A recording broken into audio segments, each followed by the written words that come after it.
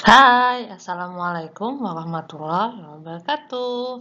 Berjumpa kembali kita dalam pembelajaran online Primagama.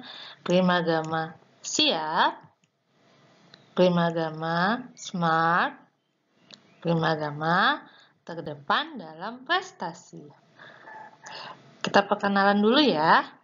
Kakak adalah instruktur smart kimia di Primagama Pangkalan Bun. Kalian bisa panggil kakak dengan nama panggilan Kak Arda. Mungkin yang lain juga sudah kenal ya. Sebelumnya, di sini kakak mengajar mata pelajaran kimia. Nah, sebelum kita memulai pembelajaran kali ini, alangkah baiknya kita berdoa dulu sebelum memulainya menurut kepercayaan kita masing-masing. Yuk berdoa dimulai.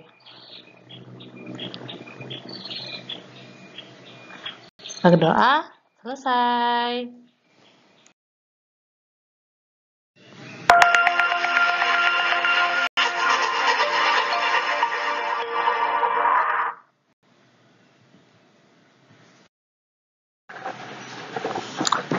Nah, untuk kali ini kita akan membahas persiapan penilaian akhir semester 2. Nah, untuk itu silakan adik-adik di rumah perhatikan pembahasan materi berikut.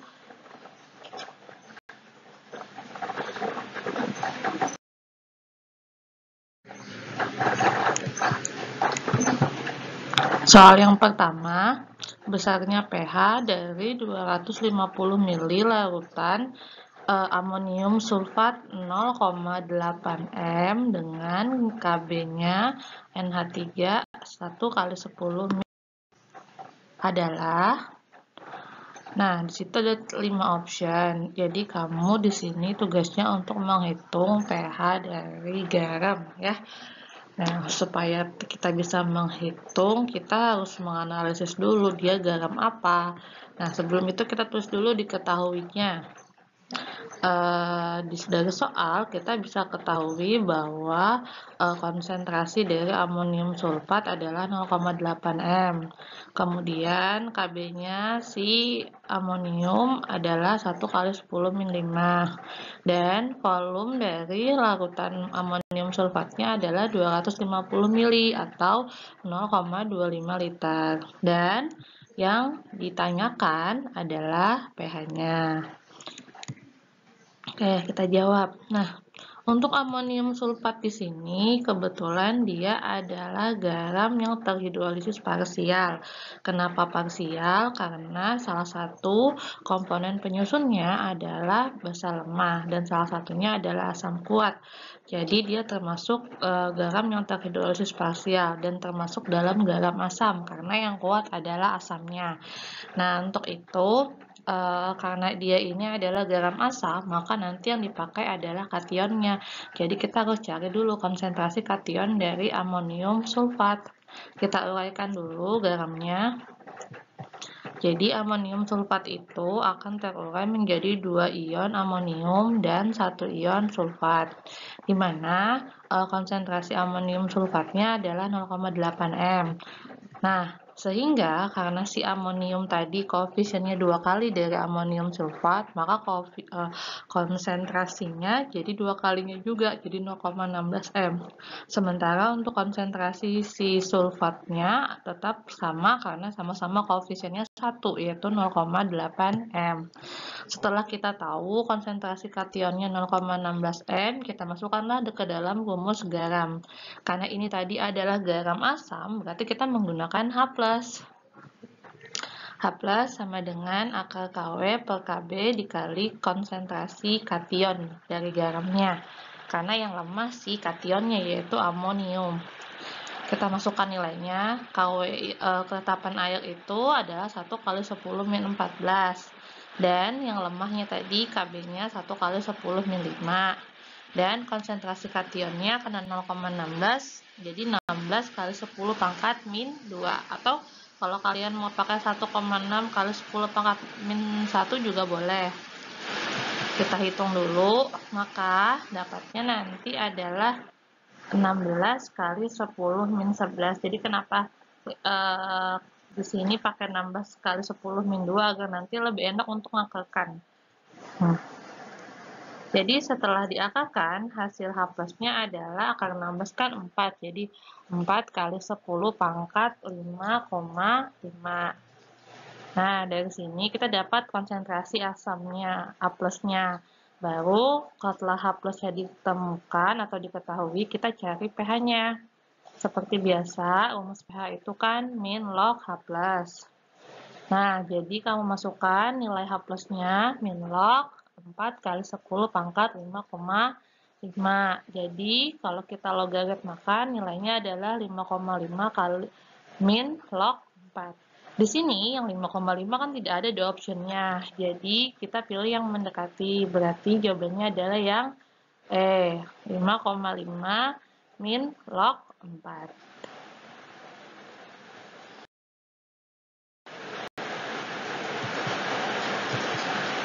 Untuk soal yang kedua, 100 ml larutan natrium hidroksida 0,2 m dicampur dengan 100 ml larutan asam asetat atau CH3COOH 0,2 m dengan nilai Ka yaitu 1 kali 10 min 5. Besarnya pH campuran adalah, jadi kamu diminta untuk ngitung pH campuran antara NaOH dengan asam asetat. Jadi kita tulis dulu ya, diketahuinya konsentrasi si natrium hidroksidanya adalah 0,2 m. Volume dari natrium hidroksidanya 100 ml. Kemudian Ka-nya si asam asetat 1 kali 10 min 5. Dan konsentrasi asam asetat 0,2 m sama, dan volumenya si asam asetat 100 ml. Di sini yang ditanya tadi pH campurannya. Ya. Oke, kita coba jawab ya. Jadi sebelum kita ngitung dulu lah mol dari masing-masingnya. Mol NaOH. Jadi mol itu bisa dihitung dengan cara volume dikali konsentrasi. Jadi di sini dikalikan 100 ml kali 0,2 m, dapatnya 20 milimol. Kalau kalian mau jadikan mol juga boleh, berarti nanti 20 dibagi 1000, berarti 0,02 mol gitu ya. Karena kebetulan nanti rumusnya nanti bisa aja sama-sama milimol, jadi kita tetap pakai milimol nggak apa-apa. Kemudian kita hitung molnya dari asam asetat. Jadi 100 kali 0,2 dapatnya juga sama, 20 milimol. Kita reaksikan dulu reaksinya. NaOH ketemu sama asam asetat. Jadinya natrium asetat plus air.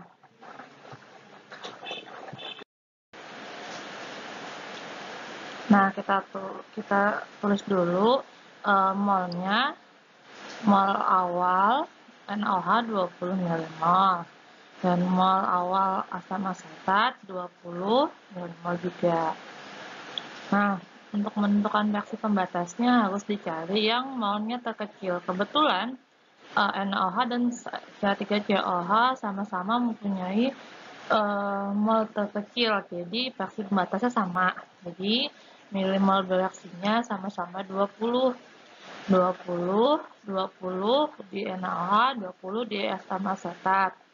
Nah, pada saat bereaksi, maka karena koefisiennya juga sama, jadi garam natrium asetat juga sama, 20 milimol.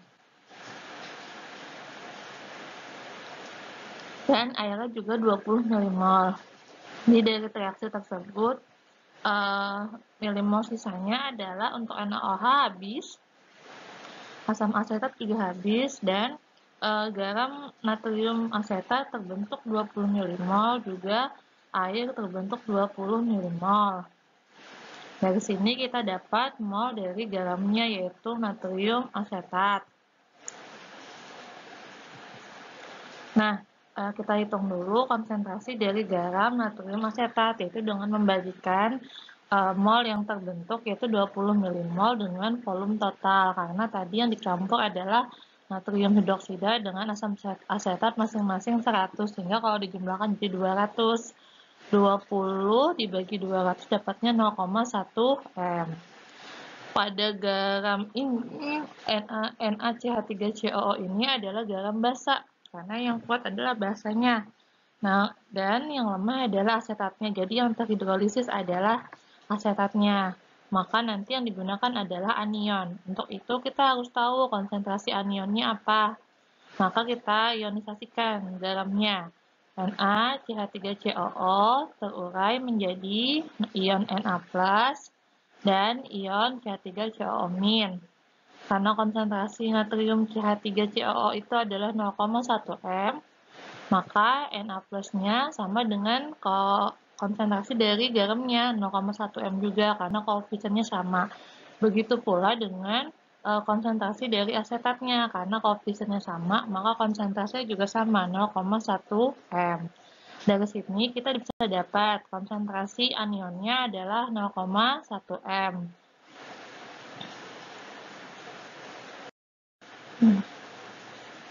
Kemudian kita masukkan ke rumus garamnya karena tadi NaCH3COO itu adalah garam basa, maka kita menggunakan OH-. Masukkan rumusnya, akar Kw dibagi Ka dikali konsentrasi anion. Masukkan nilainya, Kw-nya 1 kali 10 min 14, Ka-nya 1 kali 10 min 5, dikali anionnya, tadi 0,1 M kan, berarti 1 kali 10 min 1. Maka kalau dihitung, hasilnya adalah 1 kali 10 min 10. Kalau diakarkan, berarti hasil akarnya 1 kali 10 min 5. Jadi kita bisa ngitung pOH-nya. pOH itu dihitung dengan cara menlogaritmakan ion hidroksida. Maka masukkan nilai OH-nya. Min log 1 kali 10 min 5. Jadi pOH-nya adalah 5.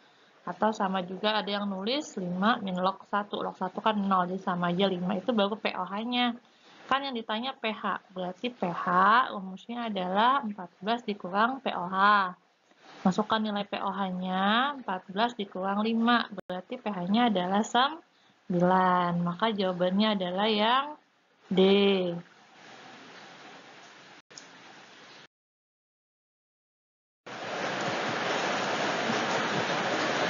Nah, soal selanjutnya, massa natrium karbonat dengan Ml 106 yang harus dilarutkan dalam 200 ml air supaya diperoleh larutan dengan pH 10. Maka koefisien asam dari asam karbonat adalah 1 kali 10 min 6. Nah, di sini kamu diminta menentukan masanya. Kalau soal yang sebelumnya kan biasanya kamu disuruh menentukan pH, tapi diketahui masanya atau diketahui volume dan konsentrasinya. Ini yang diketahui pH-nya, kamu diminta menentukan masanya. Jadi sistem kerjanya terbalik dari sebelumnya. Jadi kita tentukan dulu ya diketahuinya.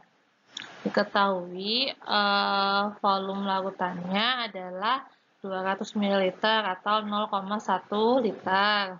Kemudian Ka-nya 1 kali 10 min 6. ml garamnya si natrium karbonat 106. Dan pH yang diketahui tadi adalah 10. Jadi dari sini kita harus tentukan konsentrasi OH- atau H+-nya. Yang ditanya adalah massa dari Na2CO3. Nah, karena pH-nya adalah 10, di sini kita perlu cari pOH-nya. Kenapa? Soalnya Na2CO3 itu adalah garam basa. Karena garam basa otomatis nanti rumusnya adalah OH- ya. Nah, jadi kita hitung dulu pOH-nya dari Na2CO3. Jadi 14 dikurang 10 dapatnya 4. Baru dari pOH kita tentukan OH-nya. Karena pOH-nya 4, maka OH-nya adalah 1 kali 10 min 4. Nah, dari sini kita masukin ke rumus si garam basanya. yaitu OH- sama dengan akar KW per Ka dikali konsentrasi anion. Langsung masukin ke rumusnya ya. Jadi, konsentrasi OH-nya 1 kali 10 min 4. Kemudian, KW-nya dimasukin nilainya 1 kali 10 min 14. Ka-nya 1 kali 10 min 6, dan konsentrasi anionnya tidak diketahui, karena itu yang mau kita cari, supaya bisa dapat massa garamnya. Nah, karena ini tadi nilainya harus dipangkatkan supaya akarnya hilang, maka kita pangkatkan 2. Jadi, masing-masing ruas dipangkatkan 2. 1 kali 10 min 4 pangkat 2 sama dengan akar nilai tadi dipangkatkan 2, sehingga nanti akarnya dan pangkatnya hilang. 1 kali 10 min 4 pangkat 2 kan nilainya 1 kali 10 min 8. Nih, sama dengan 10 pangkat min 14 per 10 min 6 kali anion.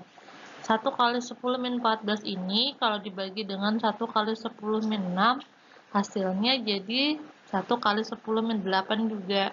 Karena kalau pembagian pangkat dibagikan dengan pangkat 3, biasanya kan dikurang. Min 14 dikurang min 6, berarti nanti jadinya kan min 14 tambah 6. Jadi, min 14 tambah 6 itu hasilnya min 8. Maka sebenarnya hasilnya seperti ini. Anion sama dengan 1 kali 10 min 8 dibagi dengan 1 kali 10 min 8 hasil pembagian tadi. Maka dapatnya adalah 1 M. Ini adalah konsentrasi anionnya. Yang kita carikan adalah massa garamnya. Jadi dari konsentrasi anion kita cari dulu konsentrasi dari garamnya. Ini ionisasinya ya. Jadi Na2CO3 itu akan terubah jadi 2Na plus CO3-. Jadi kalau seandainya konsentrasi CO3- itu 1M, otomatis Na2CO3 juga 1M. Kenapa? Soalnya koefisiennya sama. Nah, dari sini kita dapat nih konsentrasi garamnya 1M juga. Baru kita cari molnya. Rumus konsentrasi kan mol bagi volume. Kebetulan konsentrasi garamnya 1M. Jadi rumusnya kita balik. Nih, 1 sama dengan N dibagi volumenya 0,2 liter.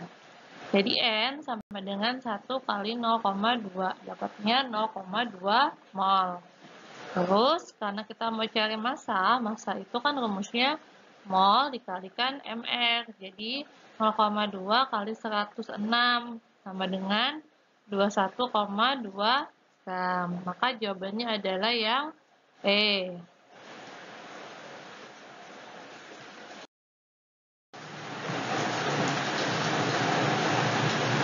Nah, untuk soal berikutnya, pertanyaannya adalah garam berikut ini yang mengalami hidrolisis total. Jadi pada hidrolisis garam ada 3 jenis hidrolisis.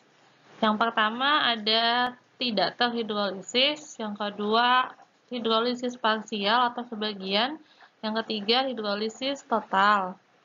Jadi kalau senyawa yang tidak terhidrolisis itu apabila garamnya tersusun dari senyawa-senyawa yang kuat. Contohnya asam kuat dengan basa kuat. Karena dia sama-sama kuat, maka garamnya tidak terhidrolisis. Sedangkan kalau hidrolisis parsial atau sebagian, senyawa itu tersusun dari salah satunya adalah senyawa yang sifatnya lemah. Jadi karena dia lemah, maka senyawa itu nanti akan terhidrolisis oleh air. Nah, kalau hidrolisis total, artinya senyawa itu tersusun dari dua penyusun senyawa yang sifatnya sama-sama lemah. Karena dua-duanya lemah, maka keduanya akan terhidrolisis oleh air. Makanya disebut dengan hidrolisis total. Jadi, kamu disuruh menganalisis dari 5 jawaban ini, yang mana yang termasuk hidrolisis total. Yuk, kita coba satu-satu analisis. Untuk option pertama yang A, itu garamnya adalah amonium sulfat. Amonium sulfat ini komponen yang kuatnya adalah sulfatnya karena berasal dari asam sulfat. Sementara amoniumnya adalah basa lemah. Jadi di sini dia termasuk hidrolisis parsial. Dan jenis garamnya adalah garam asam karena yang kuat adalah asamnya. Kemudian yang B itu amonium karbonat. Di sini kebetulan dua-duanya adalah senyawa yang lemah. Kenapa? Karena amonium adalah basa lemah dan karbonat juga dari asam lemah. Karena keduanya lemah, dia termasuk garam yang akan terhidrolisis total karena dua-duanya lemah. Kemudian yang ketiga ada amonium nitrat. Di sini dia termasuk garam asam. Kenapa garam asam? Karena nitrat ini adalah senyawa asam yang kuat, sementara si amoniumnya basa lemah. Sehingga dia termasuk garam yang terhidrolisis parsial. Kemudian ada natrium bromida. Natrium bromida juga termasuk garam yang tidak terhidrolisis. Kenapa termasuk garam yang tidak terhidrolisis? Soalnya natrium itu adalah basa kuat dari NaOH. Bromin itu dari HBr atau asam bromida. Dia asam yang kuat. Jadi karena dia penyusunnya dua-duanya kuat, maka garam ini tidak akan terhidrolisis. Jadi dia tidak terhidrolisis. Biasanya kalau garam yang tidak terhidrolisis pH-nya sama dengan 7.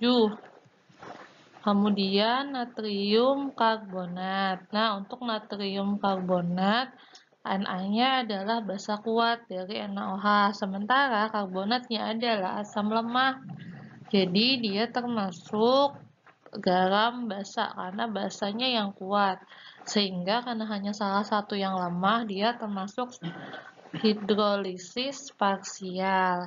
Kebetulan yang ditanya adalah hidrolisis total, maka otomatis jawabannya adalah yang B.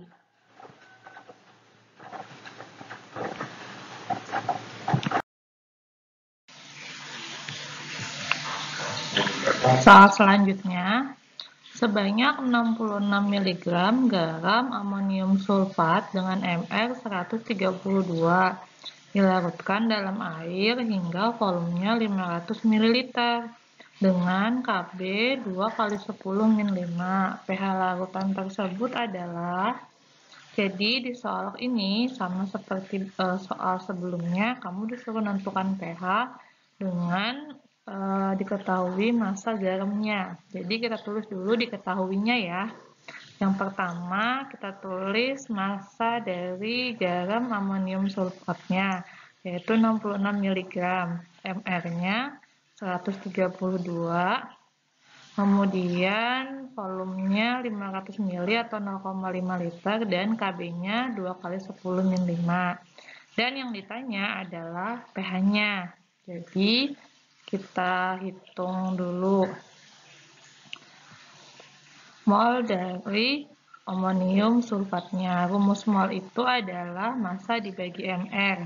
Kebetulan karena dia miligram, bisa aja langsung dihitung. 66 dibagi 132 adalah 0,5. Tapi ingat, karena dia miligram, maka dia 0,5 milimol. Kemudian, ini bisa kamu ubah dalam bentuk bilangan pangkat kalau ingin dijadikan mol. Sehingga 0,5 kali 10 pangkat min 3 atau 5 kali 10 pangkat min 4 mol. Nah, molnya tadi, nah kemudian molnya tadi kita cari untuk konsentrasinya. Konsentrasi amonium sulfatnya 5 kali 10 min 4 mol dibagi, karena dia 500 ml kan, berarti pakai liter, 0,5 liter atau 5 kali 10 min 1. 5 bagi 5 kan bisa dicoret. Sehingga hasilnya adalah 1 kali 10 min 3. Kemudian kita ionisasikan nih garamnya. Amonium sulfat akan terurai menjadi 2 ion amonium dan 1 ion sulfat. tadi kita sudah menghitung konsentrasi dari amonium sulfatnya yaitu 1 kali 10 min 3 M. Maka kita bisa menentukan berapa konsentrasi dari kationnya. Karena kationnya 2 kali koefisien, berarti kationnya 2 kali 10 min 3 M. Nah, H plus kita hitung karena dia tadi adalah garam asam, makanya pakai H+. Jadi rumusnya akar KW dibagi KB dikali kation. Masukkan nilai KW-nya 1 kali 10 min 14 dibagi KB-nya 2 kali 10 min 5 dikali kationnya 2 kali 10 min 3. Maka dari situ kita dapat hasilnya adalah 1 kali 10 min 12. Sehingga kalau diakarkan adalah 1 kali 10 min 6. Nah, karena H plusnya sudah ditemukan, maka kita tinggal menentukan pH-nya. pH sama dengan min log H plus. Jadi, masukkan nilai H plusnya, min log 1 kali 10 min 6. Jadi, pH-nya adalah 6. Jadi, jawabannya adalah yang D.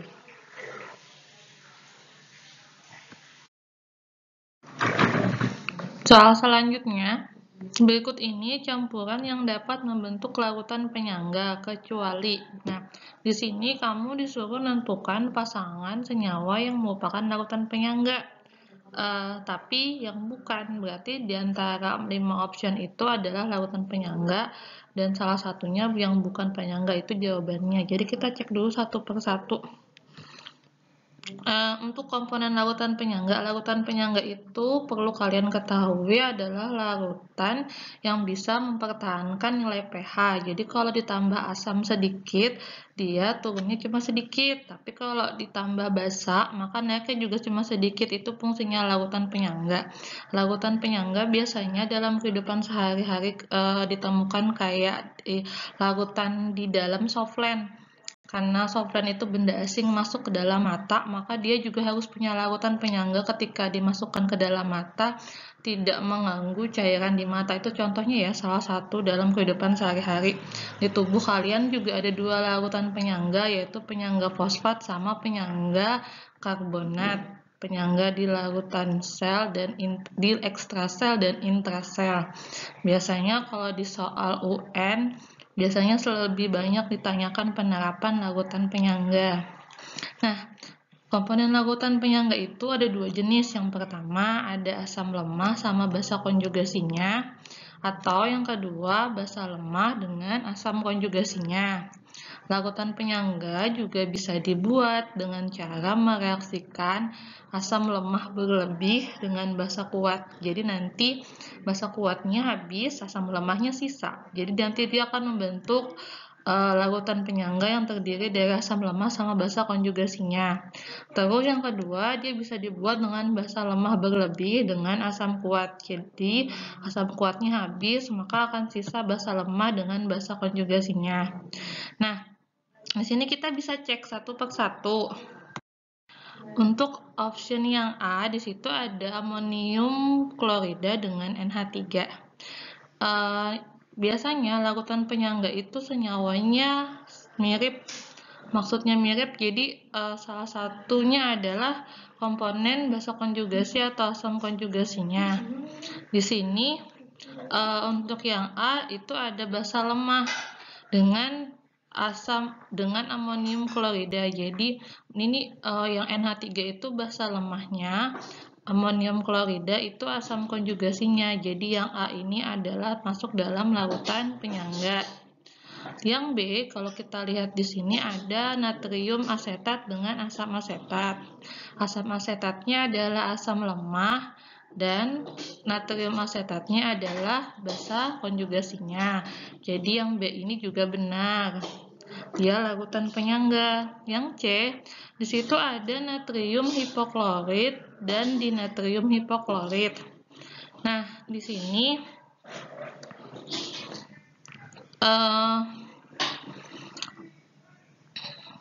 natrium hipoklorit itu adalah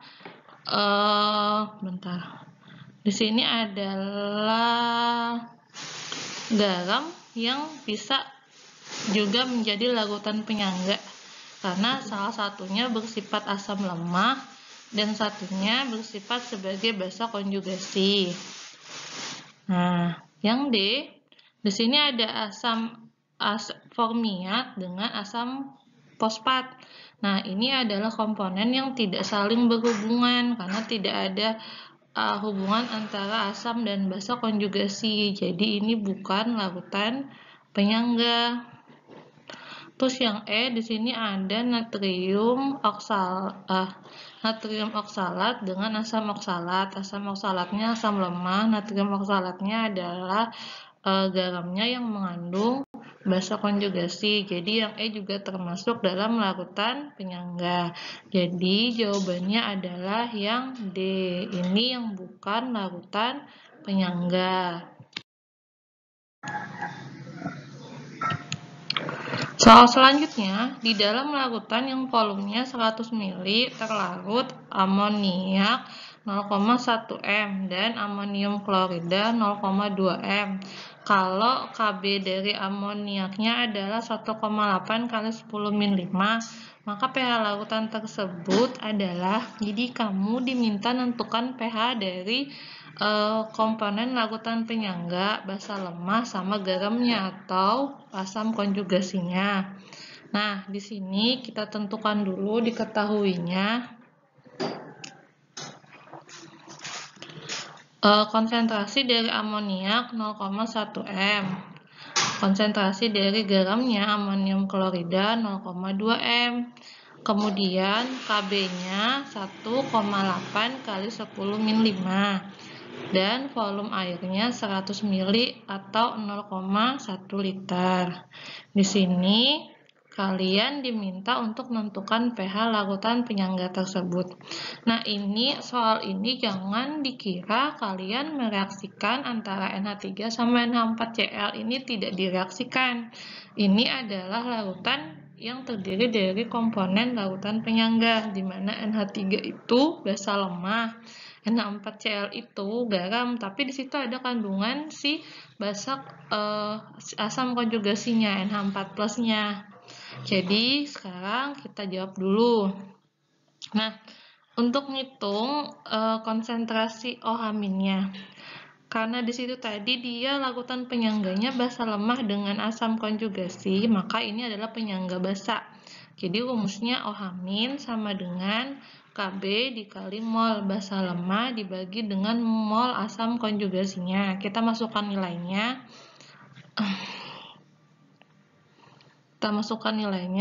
Berarti 1,8 kali 10 min 5 dikali. Nah, mol basa lemah kan berarti 0,1 dikali 100 ml. Terus mol asam konjugasinya 0,2 kali 100 ml. Maka kalau kita coret-coret, maka hasilnya nanti adalah 9 kali 10 pangkat min 5. Atau nanti bisa, 0,9 kali 10 pangkat min 5. Atau bisa dijadikan 9 kali 10 pangkat min 6 M. Nah, dari sini kalau konsentrasi OH-nya sudah diketahui, kita tinggal mencari pOH-nya dulu. pOH itu min log OH-, min log 9 kali 10 pangkat min 6. Jadi pOH-nya 6 min log 9. Karena yang ditanya pH, maka pH itu sama dengan 14 kurang pOH. Jadi 14 dikurang 6 min log 9. 14 dikurang 6 itu hasilnya 8. Min ketemu min hasilnya plus, berarti nanti 8 plus log 9. Nah, dari situ kita bisa dapat jawabannya 8 plus log 9 itu adalah yang E.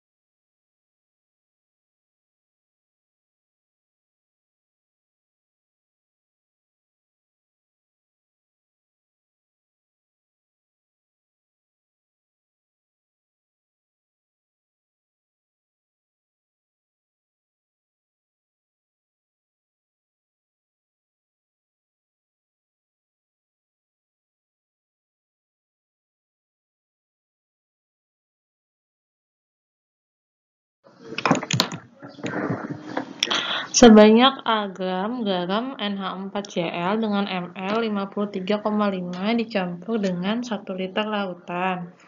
Amonium hidroksida 0,2 m dengan Kb 1 kali 10 min 5. Supaya diperoleh lautan dengan pH 10, maka massa A sebesar. Nah, kita tulis dulu diketahuinya. Mr dari amonium klorida 53,5. Konsentrasi dari amonium hidroksida 0,2 m.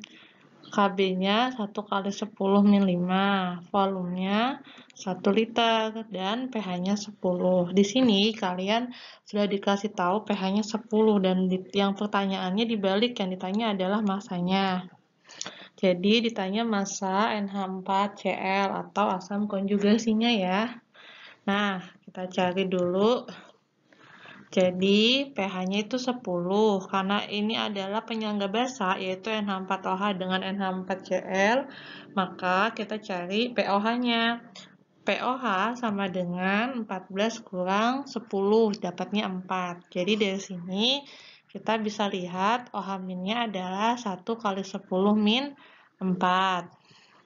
Nah, OH- itu rumusnya Kb dikali mol basa lemah per mol asam konjugasi. Kita masukkan nilainya.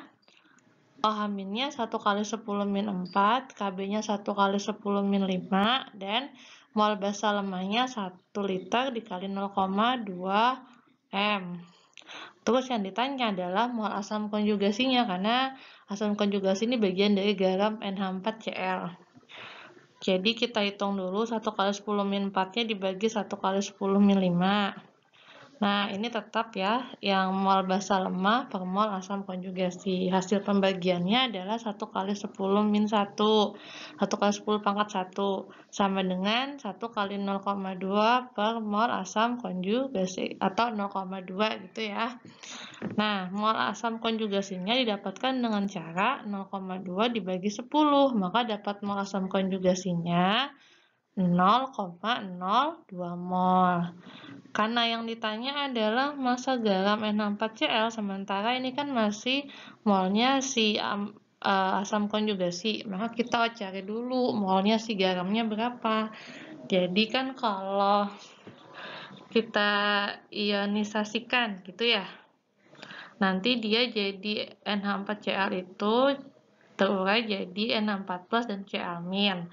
Nah, asam konjugasi itu kan NH4+, yaitu 0,02 mol. Kebetulan koefisien NH4+ dengan NH4Cl sama, jadi molnya si asam konjugasi sama dengan mol NH4Cl, yaitu sama-sama 0,2 mol. Karena yang ditanya massa, jadi massa garam NH4Cl-nya adalah rumusnya mol kali ml. Jadi molnya 0,02 dikali 53,5 sama dengan 1,07 gram.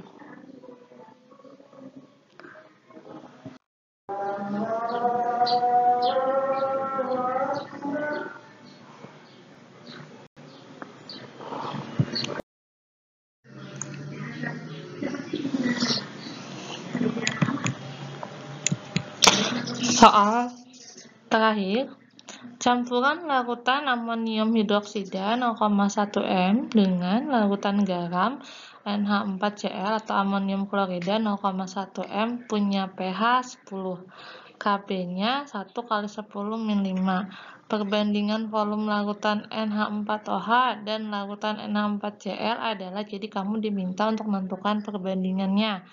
Nah, yuk kita tulis dulu diketahuinya. Konsentrasi NH4Cl 0,1 m, konsentrasi NH4OH 0,1 m, Kb-nya 1 kali 10 min 5, pH-nya 10. Yang ditanya adalah perbandingan volume basa lemah dengan volume asam konjugasi. Jawab, pH-nya 10. Karena ini adalah penyangga basa, yaitu NH4OH dengan NH4Cl, maka kita pakai POH. POH-nya berarti 14 dikurang 10 sama dengan 4. Nah, berarti kalau POH-nya 4, maka ion OH-nya adalah 1 kali 10 min Jadi kita masukin juga ke dalam rumusnya OH- sama dengan KB dikali mol basa lemah per mol asam konjugasi. Nah, kita masukkan nilainya 1 kali 10 - 4 dalam OH-, KB-nya 1 kali 10 - 5, terus mol basa lemah kita jabarkan. Volume basa dikali 0,1 konsentrasinya, kemudian volume asam dikali 0,1 juga konsentrasinya.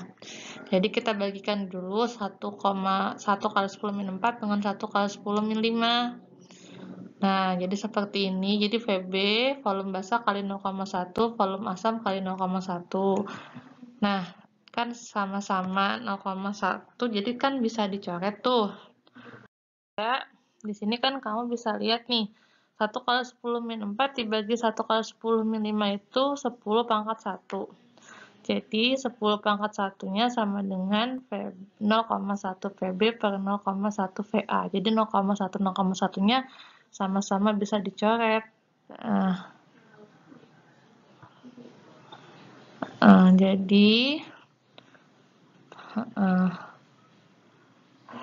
Jadi Vb-nya sama dengan 10 banding 1.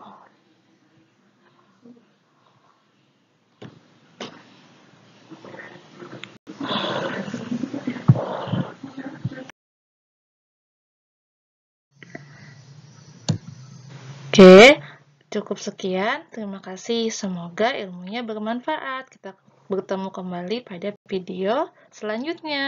Dah.